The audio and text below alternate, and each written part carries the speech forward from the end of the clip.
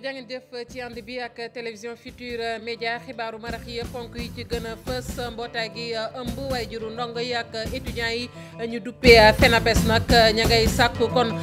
ci nguurug Sénégal mu fexe rek ba déggoo ak syndicat jàngalekat yi bokk na nag ci xaatim loo xamante ne nii day tax nag grève bi ñu ne ko tegg ci suuf noonu la ñu ne loolee diiru ko fukki at lay doon procès bu imam Alioune Ndao mujj nañu ko dàq nag ba juróom-ñeenti fan ci weeru avril atum 2018 bi ñu ne procureur bi nag moom moo sàkku ci parquet bi daal mu xoolaat yenn ñi ñu jàpp ni kon manqué na ca boobee procès ndax te am na ca ñaar ñoo xamante ne bokk nañu leen tuumaal ci mbirum imam Alioune Ndao te ñooñe nag teewuñu ci boobee atte lu soxal rapport bi nga xamante ne jëm na ci commission bi ñu tëraloon ngir nag mu lal ay waxtaan jëm nag ci processus électoral bi ci alxames su suba ji nag lañ ko fas yéene kon jébbal ki nga xamante ni moom mooy njiitu réew mi Macky Sall mu am ci nag ay poñ yu bari yoo xamante ne nii ñàkk déggoo am na ci ñu am yaakaar ne kon déggoo dana am société civile it loolee la ñuy xaar ca boobee rapport mbokk yi ponk yaa ngi nii ci yaatal gi léegi-léegi.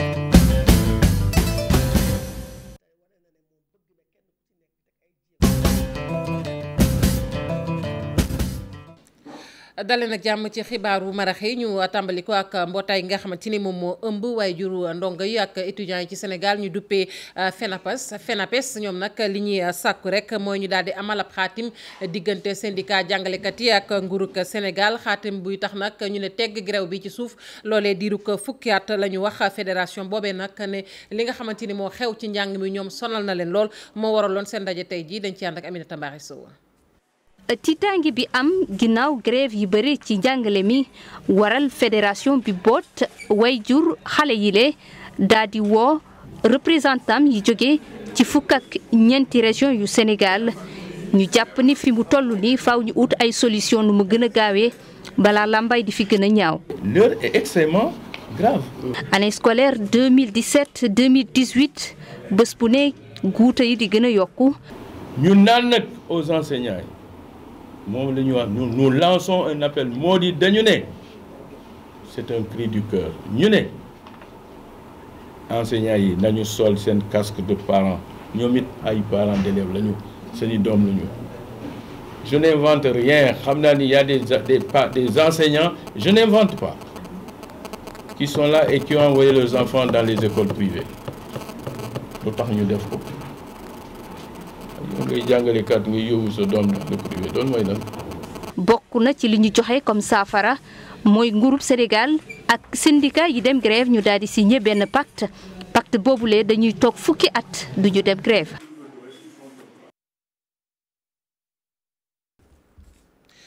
ma ngoog ñu koy jaajëfal bu baax Aminata Mbaye Sow ñu wax nag ci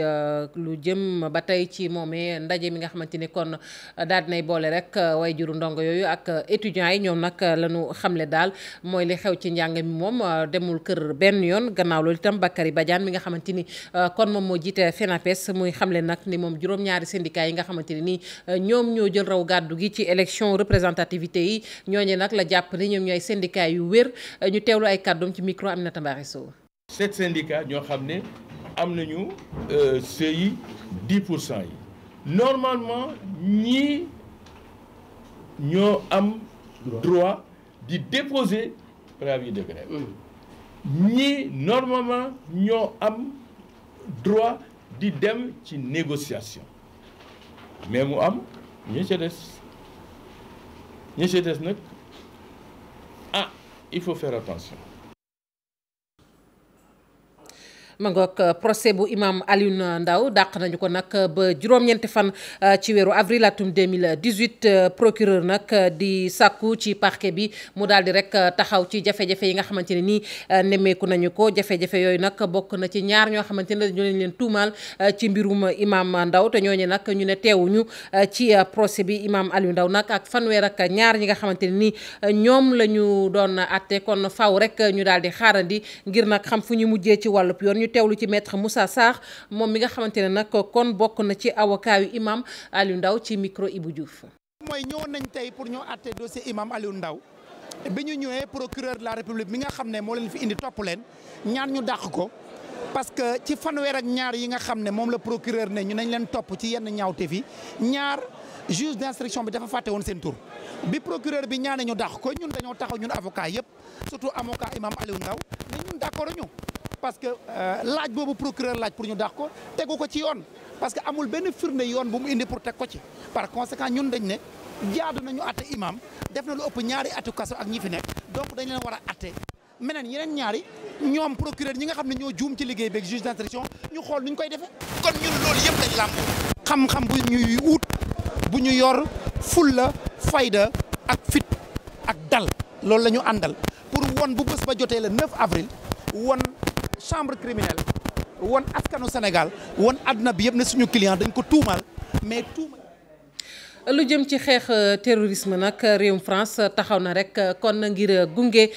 Sénégal ci xeex woowee réewum France nag daal di lëkkaloo kon ak Sénégal ak réew yi nga xamante ne nii ñoom ñoo fare ci G5 bu Sahel Gambie ak Mauritanie ni ñu ko waxee nag solo si mooy rek xeex fipp yi naka noonu it am na ab lëlup ñaari fan boo xamante ne kon door nañu ko fii ci Ndakaaru ñu teewlu ci Mbandiaye Niang moom mooy directeur des affaires criminelles ak grâce bu Sénégal ci micro Ibrahima Kane.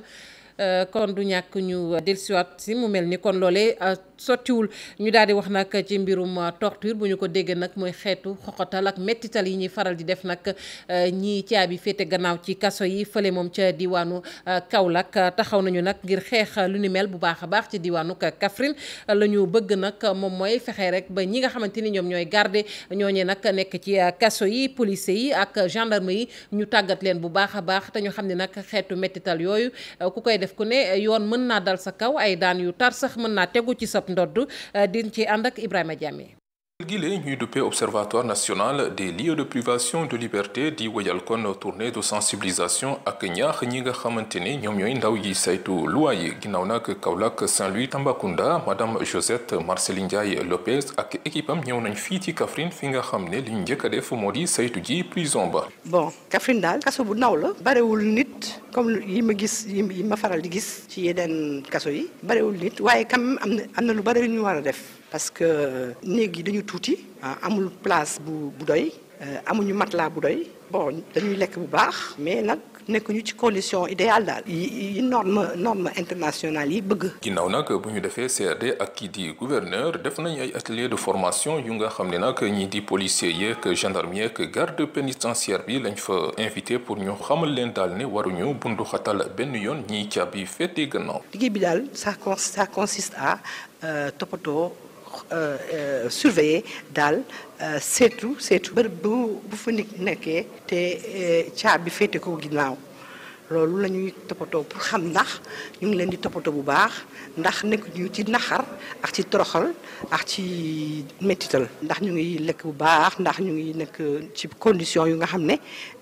dañ ci am droit parce que ñoom ay doomu aadama lañu dañu am droit même bu fekkee ne amuñu droit dem ak ñëw am nañu droit pour lépp lu doomu aadama daal am droit ñoom am nañ ci droit. ci loolu nag lañ leen xamal ne bu fekkee ni respecté wuñu loolu loi bi tere am na ay daan yu leen di xaar ñooñi di doxal yoon.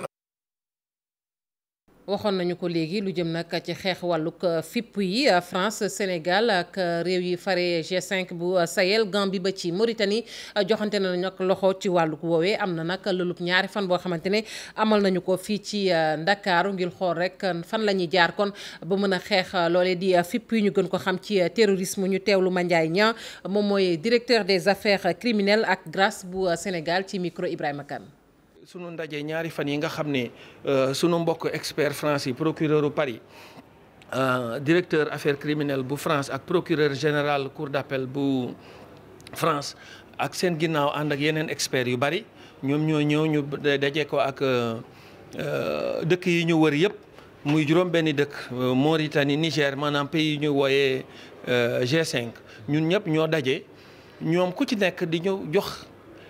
seen expérience. maanaam li nga xam ne ñoom dund nañ ko ak bi terrorisme bi fa terrorisme amee nan lañ ko lijjantee parce que loolu dafa am solo xam nga nit yàlla may na ko moom lu mu dundul sax mu seet ci ku ko dund mu jàng ci ba nga xam ne yow voilà ba nga xam ne bu fekkee ne ñëw na nga xam yow noo koy gérer loolu nag mooy ci li ñu fi dajale tey la ñaari fan yoo xam ne yi bés bu fi terrorisme amoon nan lañ koy gérer nan la ñuy defee enquête bi nan la ñuy xàmmee ñi ci bokk ak ñi ci bokkul victimes yi maanaam ñi nga xam ne mu ñoo ci ñàkk seen bakkan baa ñu gaañu ci nan lañ leen di xàmmee nan lañ leen di ràññee ak terroristes yi mën a làqatu ci seen biir yooyu yëpp moom moo ñu fi dajale tey jii nag ñuy jël expérience su juróom-benn pays yi nga xam ne ñoom ñoo ñu wër yëpp ñu seet nan lañ koy saafara.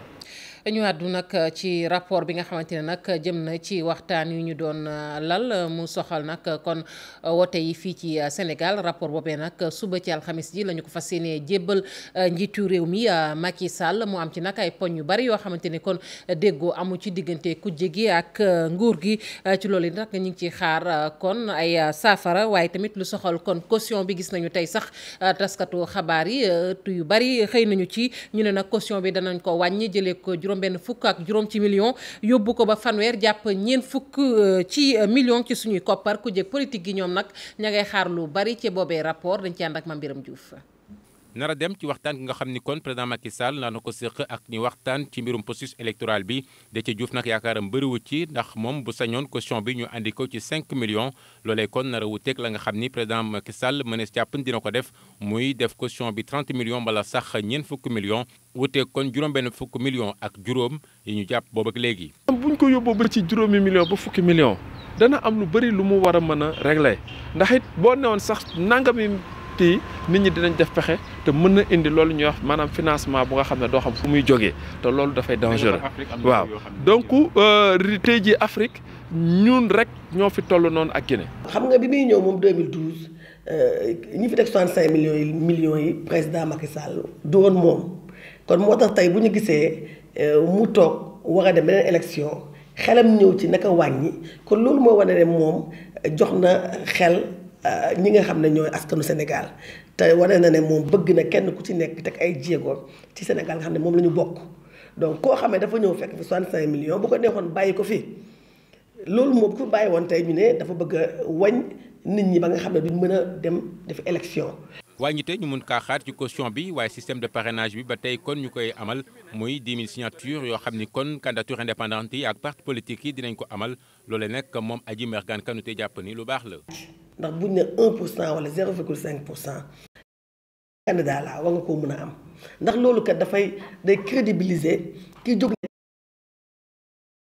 élection yi. loolu mën nga ko teg ñi nga xamee ne ñooñu dañuy dem ay at dañuy liggéey dajale seen xaalis ba élection jot ñu indi seen xaalis bëgg a jaay doole xaalis ñooñu mën nga leen ne yéen kenn xamu leen kon yéen war ngeen a mën a dem wuti ay signature waaye parti politique yi nga xam ne dëgg-dëgg ñi ngi woyoo tur parti politique di ko jëfee mooy ñi ngi dem di communiquer di wax di def seeni organisation ñooñu ñi ngi ci normal bi. ba tey muy joxe xalaatam ci yoon ni ñu war a jaar ngir mbirum caution ñu mun kaa régler coow bañ ci am. dañoo war a toll foo xam ne fi mu nekk dañoo war a soit ñu verrouiller caution bi ñoo xam ne lii mooy montant caution bi wala ñu jël caution bi tënk ko ci mandat présidentiel yi ñaari mandat la ñoo am ñaari mandat yooyu tey caution bi fii ba ñaari mandat di jeex kenn du ko laal. Déthié Diouf ba tey kon di woo njiitu réew Macky Sall lu jëm ci ñu taxawal kon ab autorité indépendante boo xam ne nii mooy yor lépp lu jëm ci élection yi ci Sénégal. ma ngoog ñu wax ci mbirum pétrole bi ak gaz bi tey ji nag lu ñu bëgg rek mooy bépp xibaar bu cay tukkee ñu daal di koy nag tasaare ci réew yi nga xamante ne ñoom ñoo fare ci UEMOA ndax loolu jàpp nañ ne lu am solo la seetlu gi sax fii ci Sénégal ñu ne nag gaz beeg pétrole bi sax ay jéego am na ci diggante 2012 la jàpp 2017 ñu teewlu Fatou Thiam Sow moom mooy coordonnatrice bu système d'information bi nga xamante ne nii ni ñu ko waxee moom mooy yëngu ci lépp loo xamante ne nii xibaar la buy tukkee ci wàllug pétrole beeg gaz bi ci micro Fatou Bintou Konté Mohamed Dieng. bilan énergétique u Sénégal maanaam mooy li nga xamante ne boo ko xoolee mooy wane lépp lu Sénégal nan lay wutee énergie boo xamante ne da koy jéggaani ak boo xamante ne da ko amal boppam Sénégal nan lay produire énergie ak Sénégal nan lay consommer énergie ci biir kër yi ci industriel bi ci mbay mi ak fépp loolu la bilan énergétique di wane di dajale lépp li nga xamante ne rek mooy information énergétique muy électricité muy hydrocarbures muy ba ci kër yi ak bant bi ñuy toggeek lépp lay dajale analyser ko pour mën a wax jox ñi nga xamante ne ñooy décider ñu mën a am ay éléments yoo xamante ne dina tax ñu mën a jël décision yi nga xamante ne moo gën ci secteur u énergie. Sénégal ci wàllu bilan énergétique boo xoolee am na ay jéego yu rëy yu mu dox maanaam boo xoolee ci wàllu électricité lu toll ni 250 mégawatts yokku na ci li ñu amoon bu ñu xoolee ci diggante 2012 ak 2017 bu ñu xoolee tamit ci wàllu électrification rurale maanaam sénégalais yi nga xamante ne dañoo dëkk ci dëkku kaw yi bu ñu xoolee diggante 2012 ak 2017 gis nañ ne ñu ngi woon ci 24% dem ci 40%. ñu wax nag ci diwu segal gi si suñu xibaar yi weesu ñu ngi ci doon wax diwu segal gi nag seetlu gi ci Sénégal wax nañu nag ne dañoo bëgg rek kon ñi nga xamante ne ñoom ñoo ca yëngu ñu gën leen a dooleel fële ca marché ti leen nag doxantu nañu ba foofee lii di diwu natt bi nag ñu ngi ko fay amal léeg-léeg sax ñu sol ko ci ay butéel litre ba nag mën naa jar kon lu toll ci téeméer ak juróom-benn fukk jàpp téeméer ak juróom-ñett fukk ba ci sax ñaari téeméer ñu ne ak ñeent fukk mu doon loo xamante ne nag ca marché ti leen lu ñu fa nemmeeku la waaye lenn rek moom lañ ci am xel ñaar ndax qualité ba baax naan déet may mun a njaay. diwlin nga mën koo am ci façon bu ne couleur bu ne itam boo demee ca marché ti leen butéel muy sachet muy sax bu ñuy natt boo bëgg rek ñu jox la ko. gars yi dañuy jënd détail bi dañuy jënd bi mais nag détail bi moo gën a tax day am bi dañuy xamante ne boo jëndee day fekk wooy yenn nag diwlin yenn yi du wooy yenn yi nag da nga jënd sa carton daj fekk diwlin bi wooy nga doog a mën a jaay gars yi du nga nangoo jënd. soxna si nga xam ni dafay jaay ñam moom nee na nëbbul bi mu bëgg bi mu mooy bi nga xam ni moom la njëgam gën a woyof. walaat bi la ñuy jënd par 200. xam naa ne daal sax na daal te yomb na moo gën a yombal njaboot daal suñu poos yi nga xam ne dañuy jaaywaat. bu fekkee ni sax jëwriñ ñi ñu dénk réew mi ñi ngi def seen kéem kàttan ngir diwlin bi nga xam ni mooy bàyyeekoo ci réew mi ñu gën koo dooleel ba fi mu toll nii ña cay yëngu nee nañu qualité bi ba tey des na lu bari. am na 900 am na 850 am na 800 yëpp am na. ay surtout fan yii daal ak sedd bi nii dafa woy quoi. woy daa weex ñu naan daa woy kenn xamul ban genre diwlin la taay yooyu noonu wax bi ñu jëndee moom bu ma am rek la ñuy jënd bu fekk rek la ñuy jënd comme mu am rek moom bu ma xam moom lee day wàcc conteneur ni bii moo ñëw tey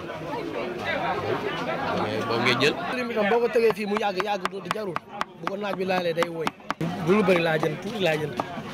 jaay loolu mu jeex ma dem jëndaat tuuti parce que da ngay bañ mu yàqu. da ngay éviter mu yàqu. diwlin ci façon bu ne détaillant yi nee nañu loolu soxlawuñu ko li ñu bëgg kay mooy politique d'exportation boo xam ni dina gën a am doole suñu diwlin ñu koy yóbbu ba bitim réew. ma nga ko ñu wax ci Siagro bi nga xamante ne nag kon ubbi naay buntam ci CICES Siagro 2018 mboolem acteurs yi nga xamante ne nag ñoom ñooy yëngu ci wàllug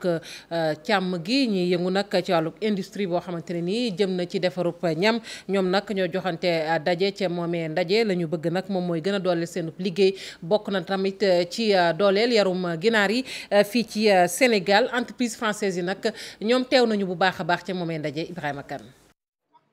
ñiy yëngu ci wàllu agriculture élevage agroalimentaire naka noonu daanaka nag xew-xew gi ñoom lañ ko jagleel ci CICES ci altine gi nag ñu tijji salon international des industries et techniques agroalimentaires mu nekk ndaje mu am solo ci ñi nga xamante ne dañuy yëngu ci secteur yooyu ñu lim.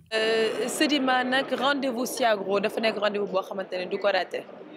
c'est un rendez-vous boo xamante ne chaque ñaari at chaque 2 ans ñi ngi fi mais pour ñun opportunité la. pour ñëw gise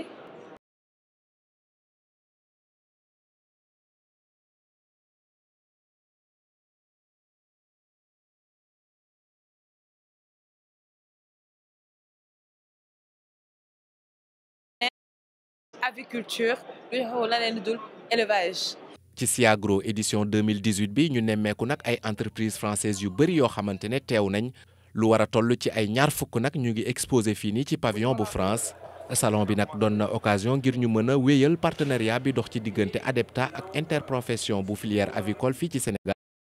noonu itam xaatim ay convention ngir nag gën a doxal bu baax a baax li di secteur avicole bi ci Sénégal. Ces deux conventions. ñaari convention la ñu xaatim mu soxal nag secteur avicole dina am nag ay entreprises yoo xamante ne entreprise française lañ ñoom.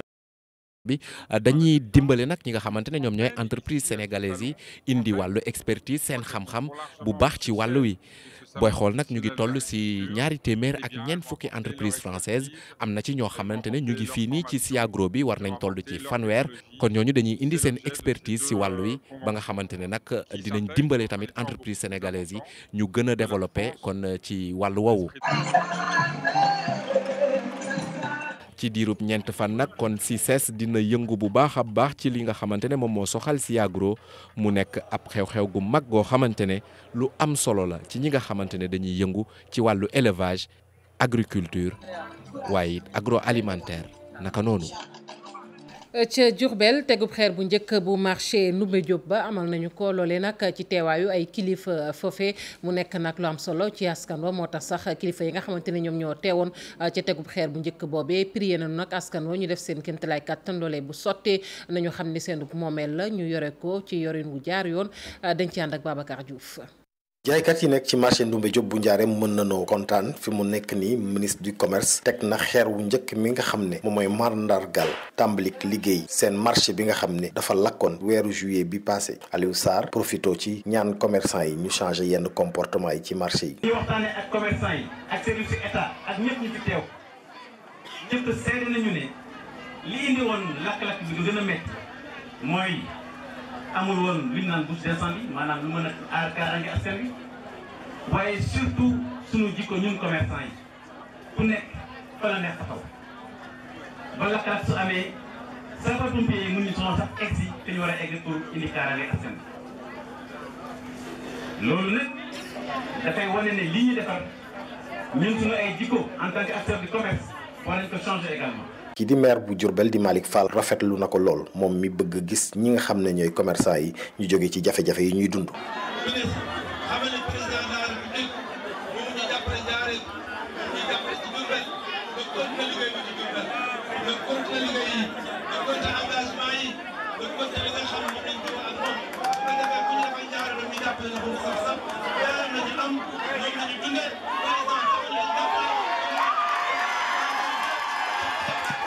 commerçant yi ci seen bopp ci diwaanu Njaareem ñoom kontaan lool wante nag teewut ñu ñaan liggéey bi lii nga xam ne moom lañ ci def bañ a yem rek ci tegub xeer bu njëkk. jaajëfal ko Babacar Diouf ñu dellu wax nag ci lakk gi amoon ca suba ca restaurant Les Trois Pélicans nekk ca Ngor lakk googee nag la fa yàqu ci jumtukaay takku na naam waaye nag sant yàlla ba kenn jëlewu ca xoosu ndax sapeur pompier yi kon ñëw nañu ca waxtu wa jota nag fay boobee lakk kay sa tupay. lakk bi nag mi ngi am bi juróom-ñetti waxtu ci suba jotee fii ci restaurant Les Trois Pélicans li ko waral nag ci lu ñu wax benn gaz bu ñu fàtte tëj waaye nag ñi dëkku Ngor booloo ngir fay lakk gi. am na suñu benn membre buy liggéey fii moom moo envoyé ci WhatsApp bi ne restaurant Baris moo ngi lakk d'après li ñu dégg nii benn gaz la ñi fi naan biig ñoo ko fàttee tëj ndaw si togg a ñëw ubbi rek mu explosé. non heureusement mu ngi nii toog sa ginnaaw nii dara jot ko. soxna si ngeen gis mu toog nag moom dafa tiit ndaxte doomam fii ci biir restaurant bi la doon liggéeyee. sama benn dëkkandoo moo nekk si kaw étage bi mi may ñëw rek mu daal di ma tàllal loxo ma naka jàmm mu ne ma sa doom fi muy liggéeyee ñu am na lakka man noonu laa sànni bagage yi doon jël taxi mujj ma jël taxi dama daw ba see fii bi ma see fii ñu ne ma génn na. te mu ngi jaar côté hôtel bi xam naa dafa tiin ba léegi man waxuma dara sax fii mu nekk mënul wax sax. ñuy dëkk Ngor nag di sant yàlla ndaxte kenn ñàkkul ci bakkanam. ñoom ñoo fi jiit ñëpp. ñoom ñoo fi jiit waaw. waaw tardé wuñu daal tardé wuñu franchement tardé wuñu. amul kenn ku si gaañu amul kenn. na fi nag ay affaire yu rafet yu fi nekkoon nag. frigo yi maanaam lépp lu nekkoon si baar bi daal yàqu na waaw te nag cadre ndogal la daal. lu waroon a am la am na te le propriétaire restaurant bi ku gëm yàlla la. foofu la ñuy yem ak yéen mbokk yi jaajëfal leen bu baax a baax yéen ñi fare woon ci machine bi ak ñu jàpp ci xibaar yi bi mu sotti Cheikh Tidiane Diaw dina fi teew ci kanam tuuti ngir xibaar yi ci nasaraan jaa ngeen jëf.